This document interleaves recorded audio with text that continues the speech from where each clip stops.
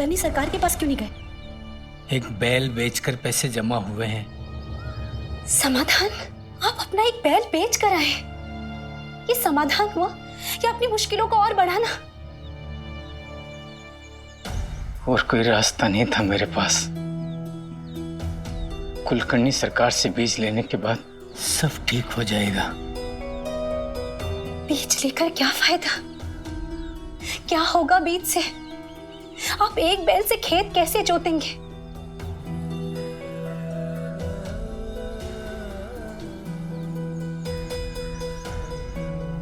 खेत में बैल की जगह मैं खुद को लगा लूंगा। अगर समय पे बुआई हो गई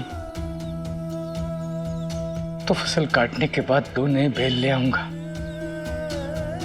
इसलिए कुलकर्णी सरकार को बीज के 2 रुपए देने पड़ेंगे, नहीं तो बीज भी बेकार हो जाएगा और जमीन भी हाथ से जाएगी। भगवान हमारी कैसी परीक्षा ले रहे हैं? मुसीबत खत्म ही नहीं हो रही। सब कुछ तो खो दिया। पंडरी। साईं,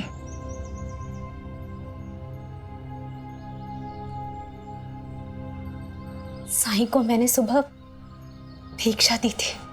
फिर और क्या बात हो सकती है? बहुत ही विचित्र बात हुई थी। साईं ने मुझसे पैसे मांगे।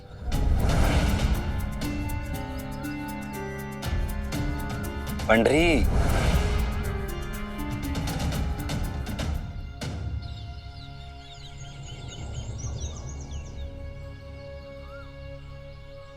साईं कुछ काम था?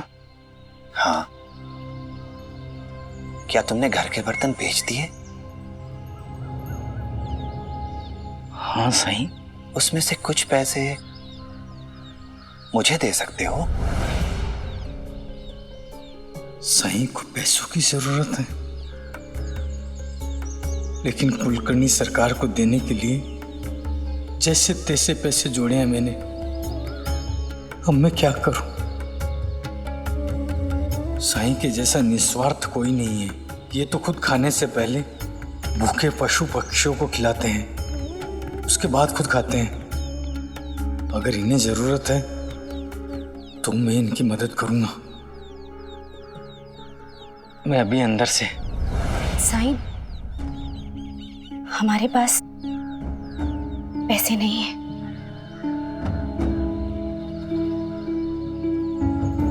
अंदर भी नहीं है। माफ करना साईं, आपसे झूठ बोला मैंने, लेकिन मैं मजबूर हूं। कोई बात नहीं, राम जी भला करें।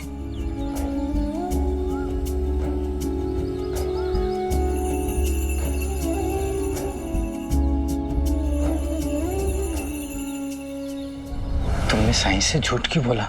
कुछ पैसे थे ना मेरे पास। हमें खाने के लिए अन्न भी चाहिए।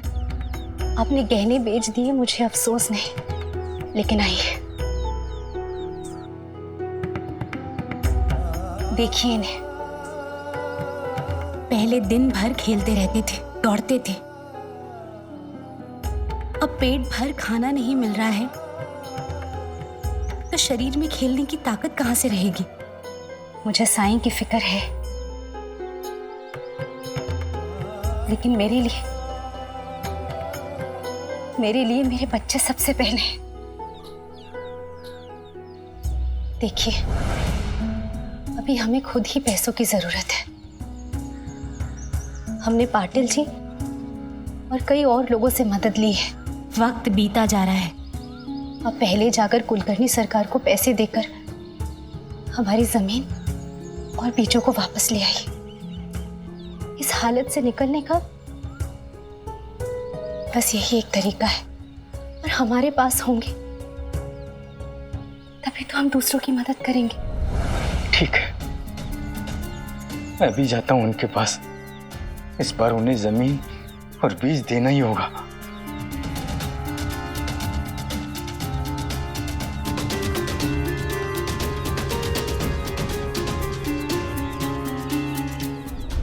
ये 5 रुपया, 5 रुपया 50 पैसा और ये 6 रुपए, पूरे 6 रुपए लाया सरकार।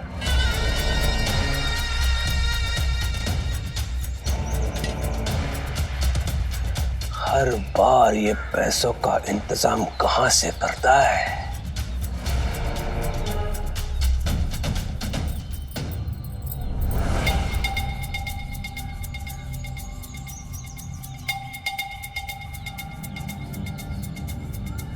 सरकार, मैंने आपको 6 रुपए दे दिए हैं।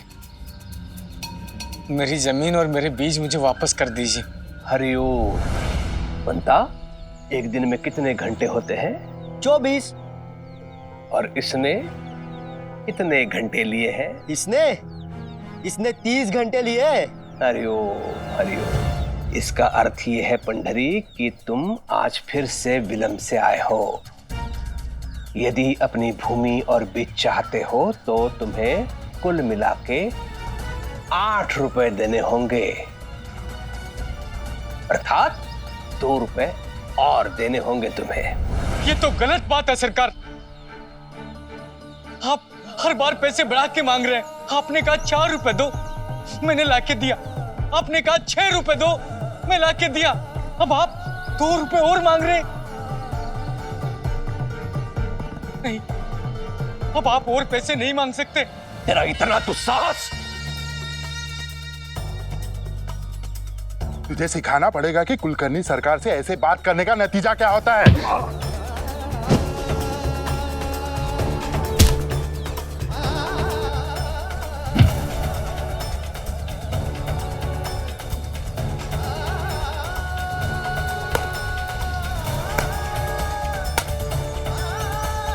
आप चाहे जितना मार लो मुझे, लेकिन मेरे बीज दे दो मुझे। बीज चाहिए तुझे?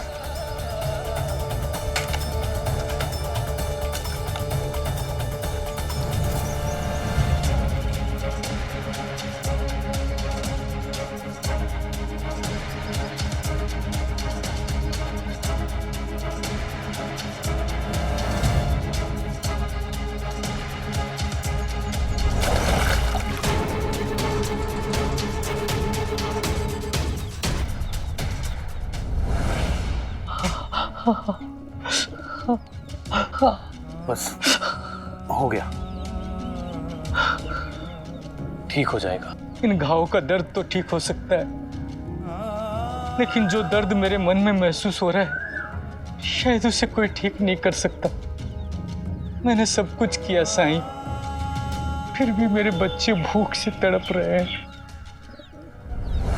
हाँ साई, हर एक चीज की एक सीमा होती है। कुलकर्णी सरकार इस गांव की मुखिया है, इसका मतलब ये तो नहीं है कि वो किसी पे भी ऐसे अत्याचार करे। और पंडरी, तुम भी, इतना सब कुछ तुम्हारे साथ हुआ और तुमने हमें बताना उचित नहीं समझा। किस मुंह से आपके पास आता? आपके उपकारों के नीचे दबा हुआ हूं मैं। आपने पहले ही अपनी बचत के 2.5 रुपए दिए मुझे। कुछ भी हो, लेकिन बताना चाहिए था हमें। जब उस समय मदद की थी हमने, तो इस समय भी करते। कम से कम परिवार को भूखा तो नहीं रहना पड़ता। कुलकर्णी सरकार ने अपनी चालों से यह सुनिश्चित कर दिया है कि चाहे मैं कुछ भी कर लूं, पर उनका सूद नहीं भर पाऊंगा। इसलिए मैं किसी से मदद मांगू तो क्या बोल के मांगूंगा?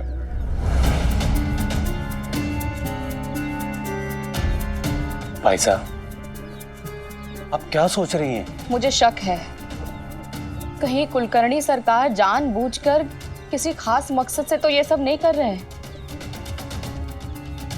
उनका उद्देश्य क्या होगा? वो ऐसे क्यों सोच रहे हैं? मैं पूरे यकीन के साथ तो नहीं कह सकती, पर क्या ये संभव नहीं है? सब लोग कर्ज लेते हैं, लेकिन किसी का भी ब्याज इतनी जल्दी इतना नहीं बढ़ता है। चाहे जो भी हो, हम किसी को भी ऐसे निरंकुश नहीं छोड़ सकते हैं। अहो, आप जाकर कुलकर्णी सरकार से बात क्यों नहीं करते हैं? अगर पंडरी जी को खाता बही की समझ नहीं है, तो आपको तो है।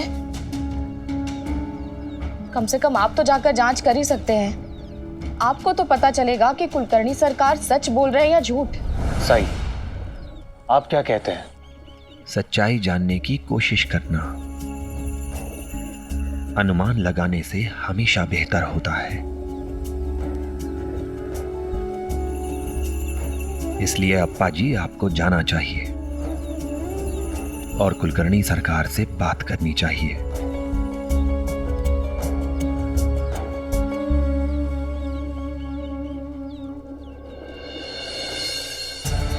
इस तरह आप पंडरी के जमीन पर कब्जा नहीं कर सकते। हो सकता है पंडरी ने ऋण की राशि का दुगना धन दिया हो। मुझे नहीं लगता कि ब्याज की दरें इतनी अधिक होंगी कि एक ही दिन में 2 रुपए हो जाए। आपके कहने का यह मतलब है कि सरकार ने पंडरी के साथ धोखा किया? नहीं, मेरे कहने का मतलब ये नहीं था। देखिए, मेरे कहने का ये मतलब था कि हिसाब किताब में गलती हो सकती है। कुलकर्णी सरकार, अगर आपकी खाता बही हम एक बार फिर से जांच ले। अरे ओ, इस पंडरी ने मुझसे ऋण लिया है। इसने स्वयं लेखा बही में देखा है। और ऐसा कोई नियम नहीं पाटिल जी जो मेरे लेखा बही को जांचने के लिए मुझे विवश करे।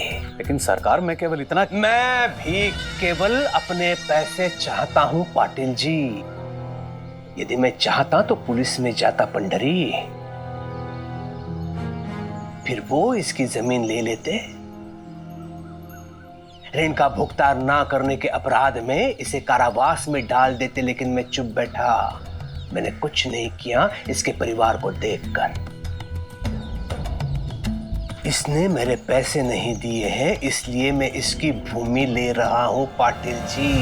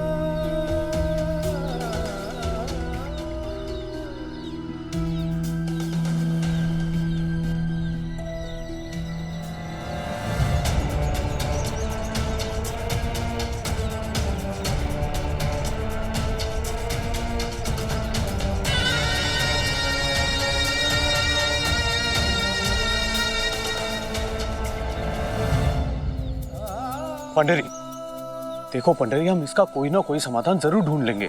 पंडरी, मेरी बात सुनो, सब कुछ ठीक हो जाएगा। पंडरी, पंडरी, मेरी बात तो सुनो।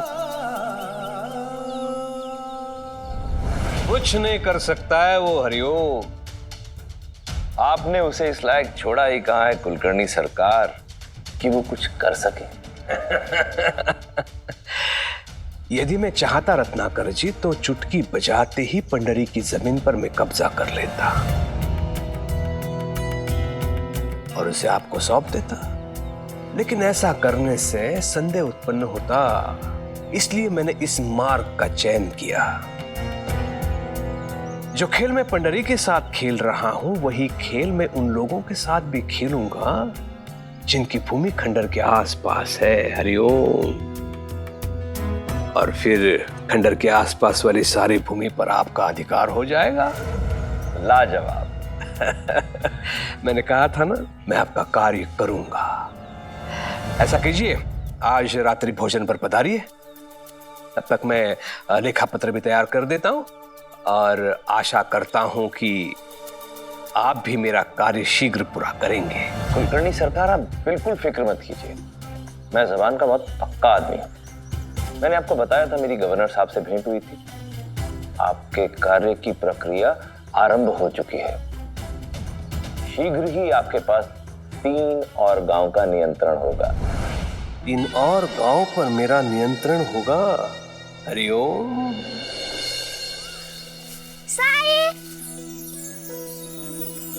राम जी भला करे।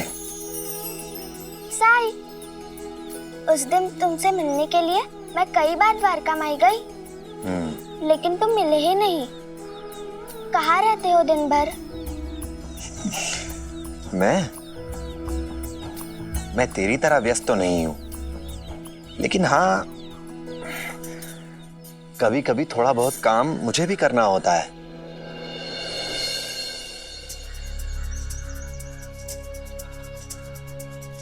साई,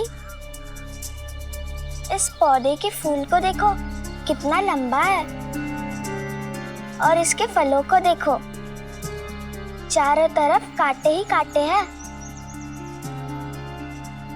इस पौधे का नाम क्या है साई? ये धतूरे का पौधा है। इसके फूलों से भगवान भोलेनाथ की पूजा की जाती है, और इसके फल के चारों तरफ कांटे इसलिए हैं क्योंकि इसके बीज विषैले होते हैं। इसके बीजों से सभी को दूर रहना चाहिए, तुम्हें भी लक्ष्मी।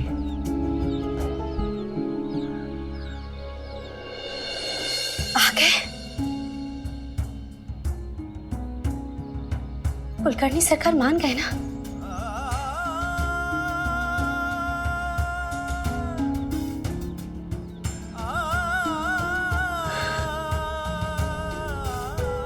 क्या हुआ?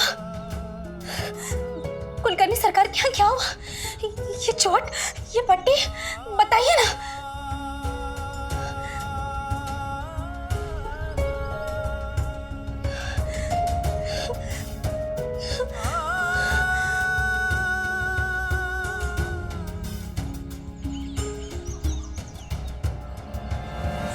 सच बताइए।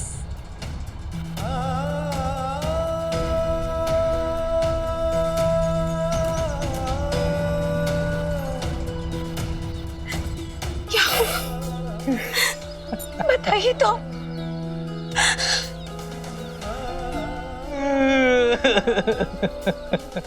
बताइए तो। हार गया मैं, कुत्ते के रूप में हार गया मैं, एक पिता के रूप में भी हार गया मैं, एक किसान के रूप में भी हार गया, अब तो जिंदगी से भी हार गया मैं। बाबा, क्या हुआ आपको? आप ऐसे रो क्यों रहे हो?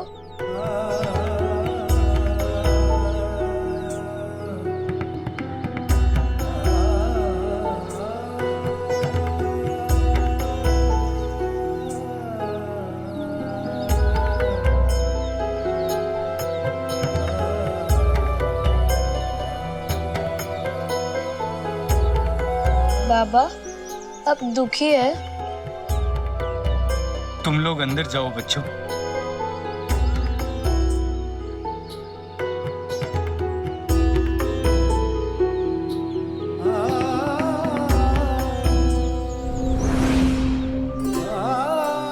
तो दुखों से मुक्ति भगवान की शरण में ही मिलेगी।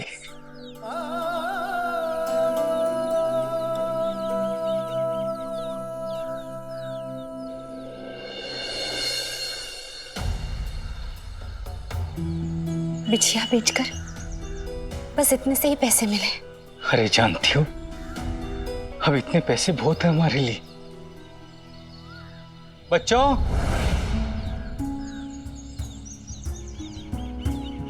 तुम लोगों को भूख लगी है ना? हाँ बाबा। मैं वादा करता हूँ कि आज के बाद तुम लोगों को भूखा नहीं रहना पड़ेगा। आज के बाद हमारी सारी मुश्किलें खत्म हो जाएगी।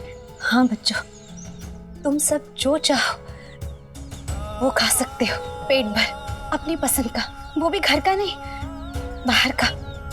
और केवल खाना ही नहीं, आज तुम लोगों को नए खिलौने मिलेंगे, नए कपड़े मिलेंगे। आज जो चाहो वो मांग लो अपने बाबा से। आप इन्हें लेकर चलिए, मैं बाकी चीजें लेकर आती हूँ।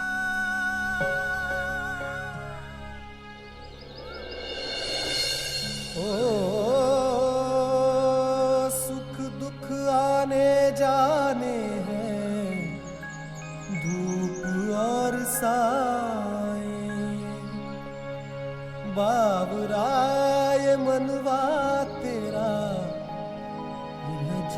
जाए,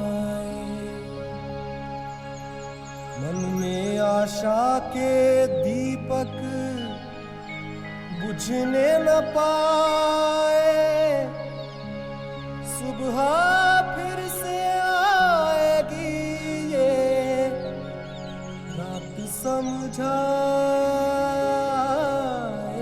ओम साई ओम, साई ओम, साई ओम, साई ओम।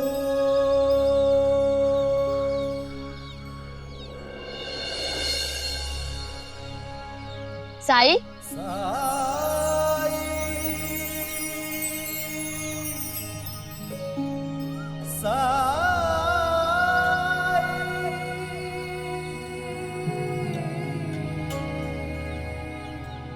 साई, आप भी हमारे साथ खाओ ना। बाबा तो खा ही नहीं रहे। मुझे खुशी है कि तुम लोगों ने बांटना सीखा है।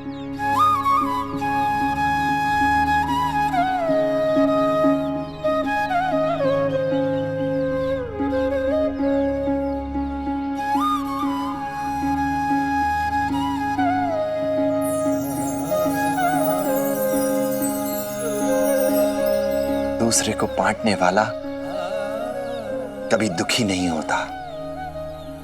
खुशियां ही खुशियां रहती हैं उसके पास। तुम लोगों को कोई दुख नहीं रहेगा, सब खुशियां मिलेंगी तुम्हें। लंबी उम्र हो तुम्हारी।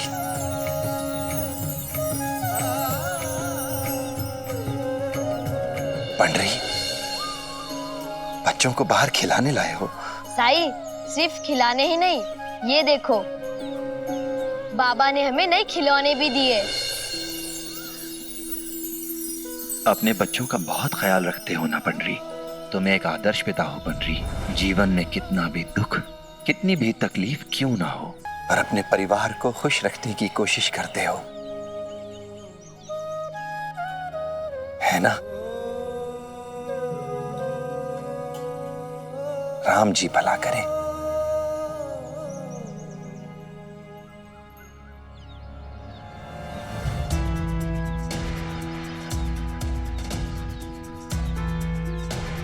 मुझे माफ कर देना साईं, लेकिन मैं आपको कैसे बताऊं कि इस दुनिया में मुझसे बुरा पिता कोई हो ही नहीं सकता।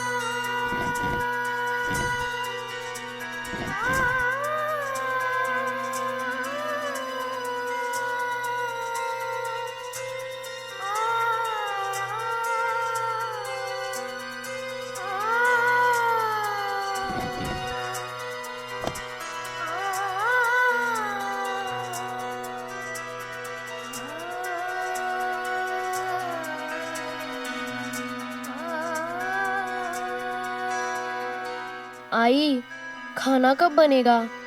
बहुत भूख लगी है। थोड़ा सा सब्र कर मेरे बच्चे, उसके बाद भूख हमेशा के लिए खत्म हो जाएगी। ठीक है आई।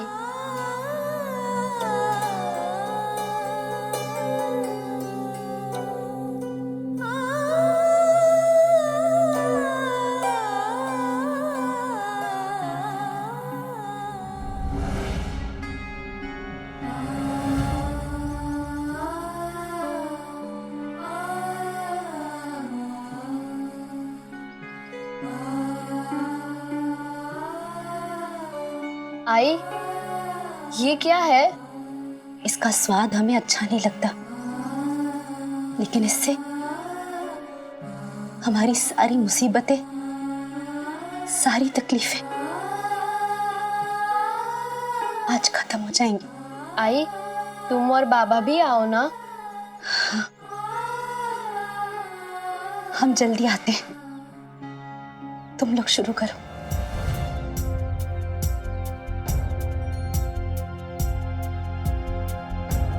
हम आपका इंतजार कर रहे हैं आई।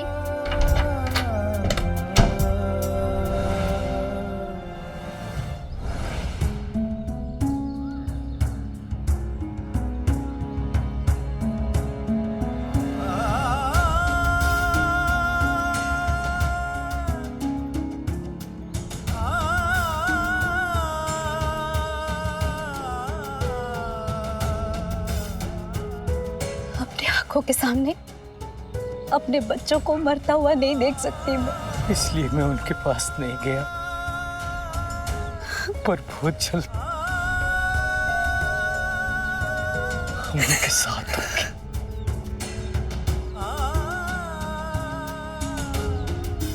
तो तैयार है ना?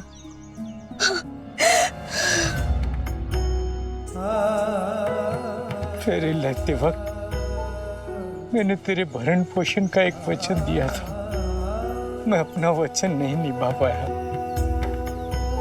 हो सके तो मुझे माफ कर देना। ऐसा मत बोलिए, आपने एक अच्छे पति होने का हर दायित्व निभाया है, हर कर्तव्य पूरा किया है। शायद मैं ही आपके लिए अच्छा भाग्य बन के नहीं आ पाई।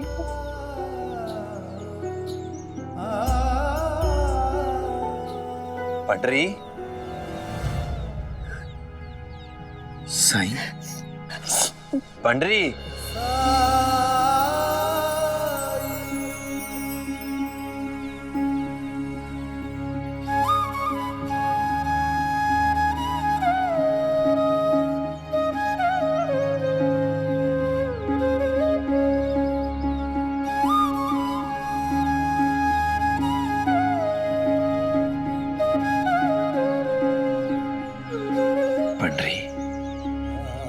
मुझे कुछ पैसों की जरूरत है। सुबह तुमने कहा था कि तुम्हारे पास नहीं है, क्या इस वक्त मुझे कुछ पैसे दे सकते हो?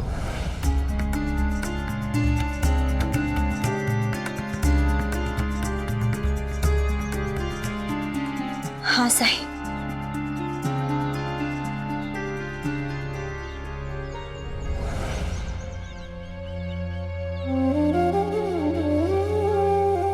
हमारे पास जो बचे हुए पैसे हैं ये हमारे किस काम के?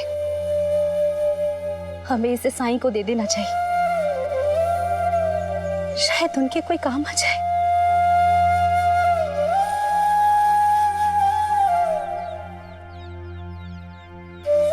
साईं, ये 4 आने बचे हैं हमारे पास।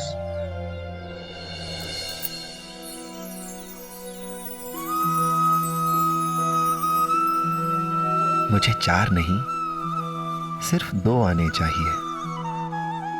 ये बचे 2 तुम अपने पास रख लो।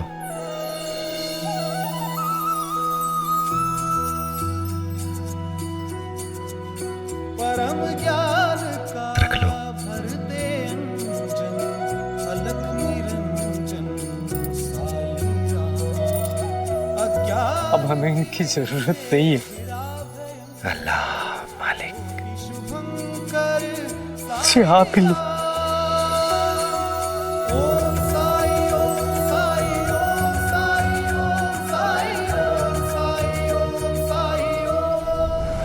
क्या हुआ? साईं,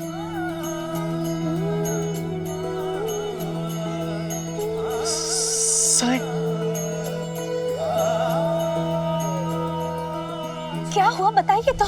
वो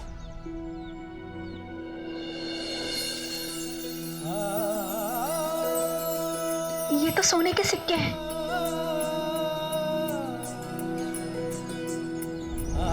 पंडरी कहाँ है? बाजार गए, कुछ काम था उनसे। कुछ पैसे चाहिए थे। क्या तुमने घर के बर्तन बेच दिए?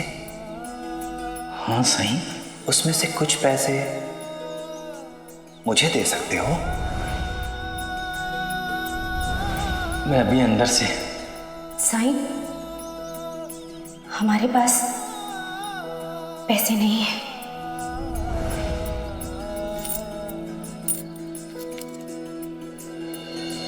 इसलिए साईं बार बार पैसे मांग रहे थे। ये 2 सिक्के पर्याप्त हैं कुलकर्णी सरकार का ऋण चुकाने के लिए। साईं,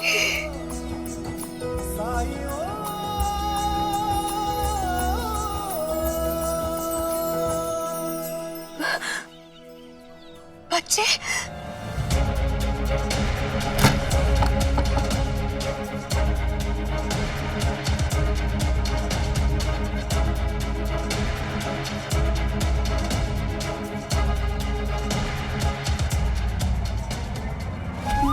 बाबा, कहाँ गए थे तुम लोग? आई साई आए थे। उन्होंने कहा खाने से पहले मुझे अमरूद लाके दो, तो हम अमरूद लाने गए थे। आई साई कहाँ है? तुम लोगों को कोई दुख नहीं रहेगा, सब खुशियां मिलेंगी तुम्हें। लंबी उम्र हो तुम्हारी।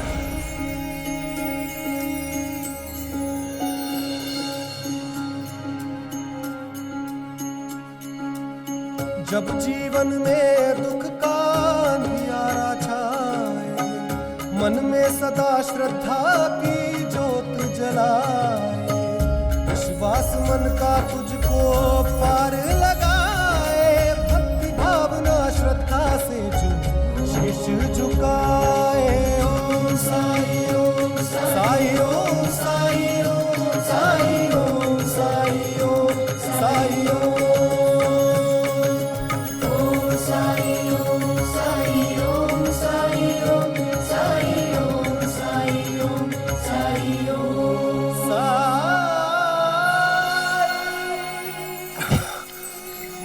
शुक्रिया साईं।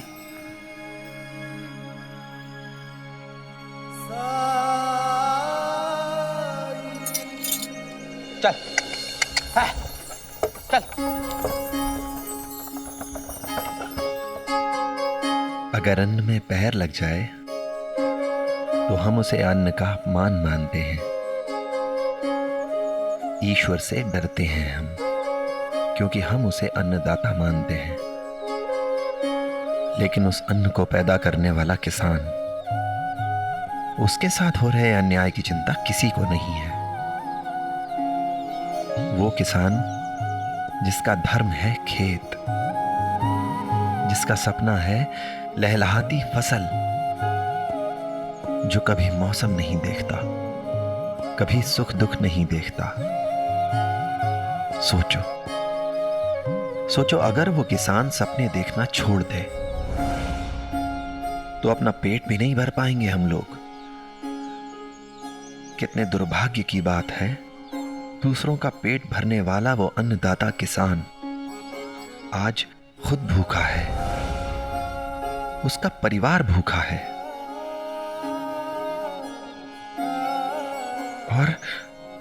और हमें इस बात का एहसास भी नहीं है।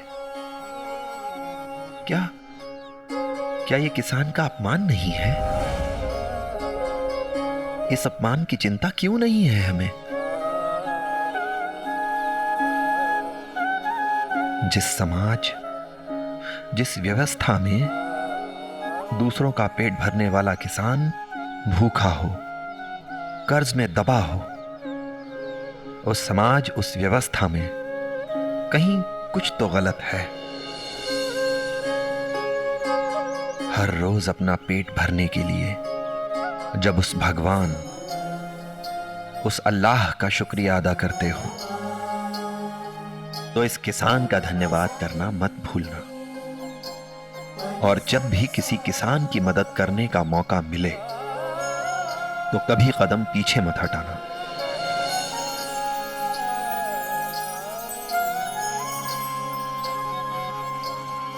अल्लाह मालिक। अंता, मिष्ठान लाओ। अरे मिष्ठान का क्या होगा कुलकर्णी सरकार? ये जो खुशखबरी आपने मुझे सुनाई है उसके सामने दुनिया की सारी मिठाइयां फीकी है। आप नहीं जानते आपने मुझे कितना खुश कर दिया है। जी चाहता आपको गले लगा लूं। मेरी मुंह की बात आपने छीन ली। हरिओम। कुलकर्णी सरकार, जिस शीघ्रता के साथ आपने मेरा ये कार्य किया है, अब मैं भी सुनिश्चित करूंगा कि उतनी ही शीघ्रता के साथ आपको उन 3 गांवों का नियंत्रण दिलाऊं। पंडरी में इतना सामर्थ्य कहां कि वो पैसे देकर अपनी गिरवी रखी भूमि को छुड़ा ले। इसलिए खंडर के पास वाली उसकी भूमि अब आपकी हुई। बस आपके हस्ताक्षर करने भर का विलंब है। कहाँ आइए। यहाँ पर ये और ये।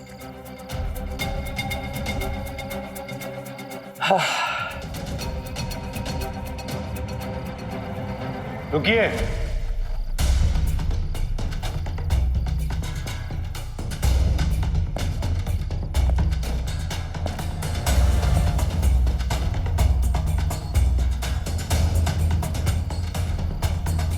पंडरी पाटिल जी के साथ। हरिओम।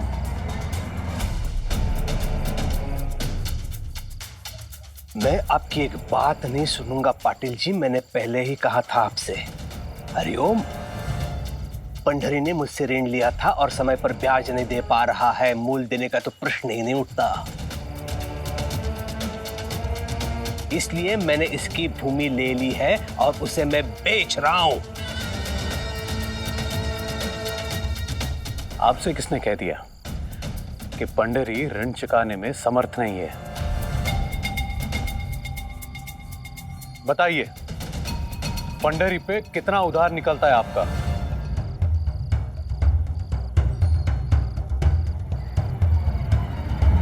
₹10।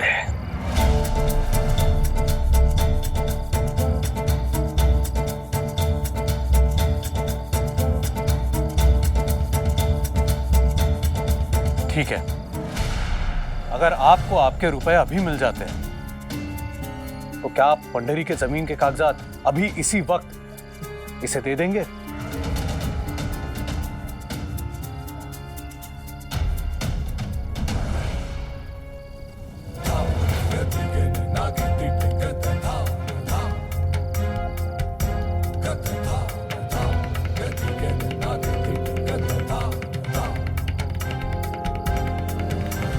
एक हाथ ले, दूसरी हाथ दे।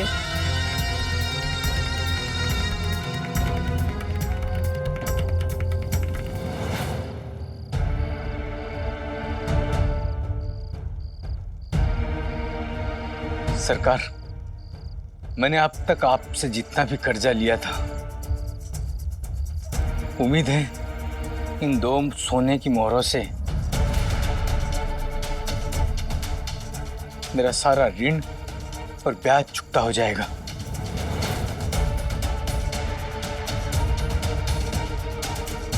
ले लीजिए सरकार।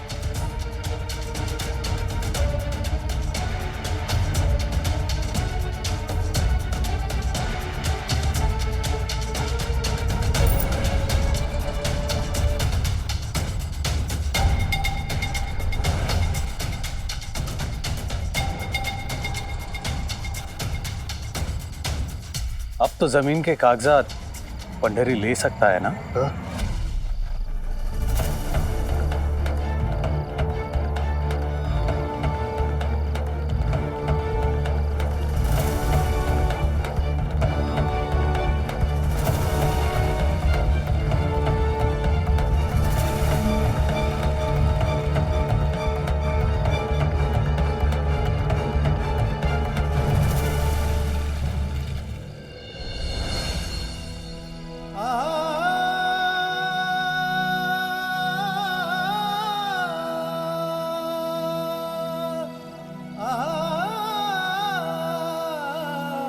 बधाई हो पंडरी, अब तुम सारे ऋण से मुक्त हो गए।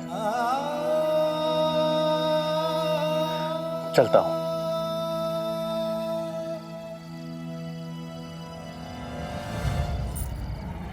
रुको।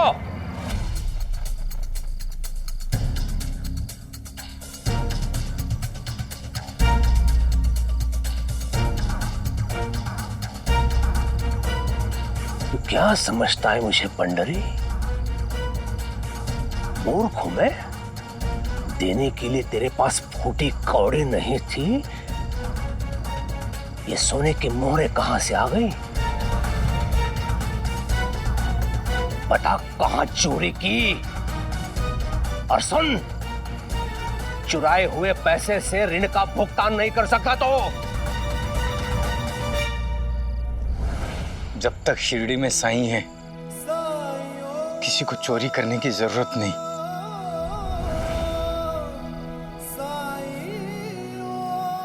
सब साईं की महिमा है।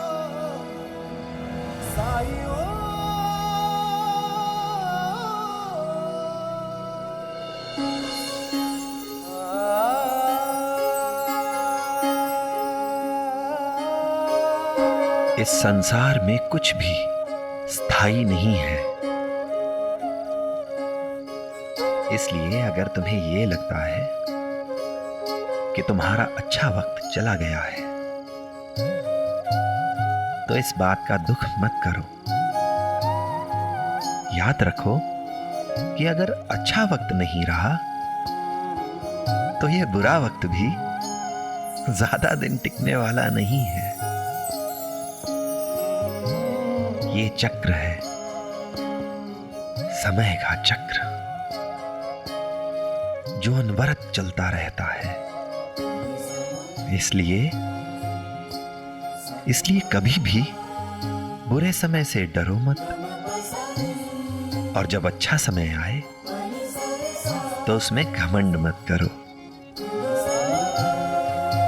अपने कर्तव्य को निभाते हुए ऊपर वाले का नाम लेकर इंसानियत की राह पर चलते रहो, चलते रहो।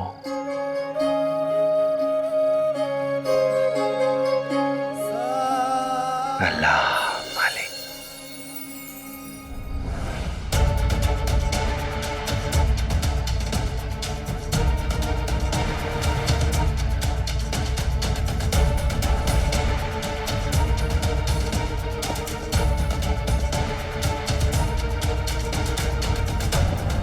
आपने तो कहा था कि यह साई एक बैरागी है, फिर इस पंडरी के पास देने के लिए उसके पास सोने की मोहरें कहां से आई? हरिओम हरिओम, मेरी भी बुद्धि यही मार खा जाती है रत्नाकर जी। पता नहीं ये सब कैसे हुआ। साई को पैसे देने की कोशिश मैंने भी की थी, लेकिन उसने लिए नहीं थे। मेरा सवाल यह है कि अगर ये आदमी बैरागी है, भिक्षा मांगकर अपना गुजारा करता है, पैसे क्यों नहीं लेता? यहां कहीं ऐसा तो नहीं कि बैरागी होने का नाटक करता है? इसकी असलियत कुछ और हो, लेकिन दुनिया को दिखाने के लिए बैरागी होने का ढोंग करता हो। कुलकर्णी सरकार, कुछ भी कीजिए, लेकिन इस साई की असलियत का पता लगा कर रहिए। पता लगाइए कि साई है कौन और क्या है उसकी ताकत।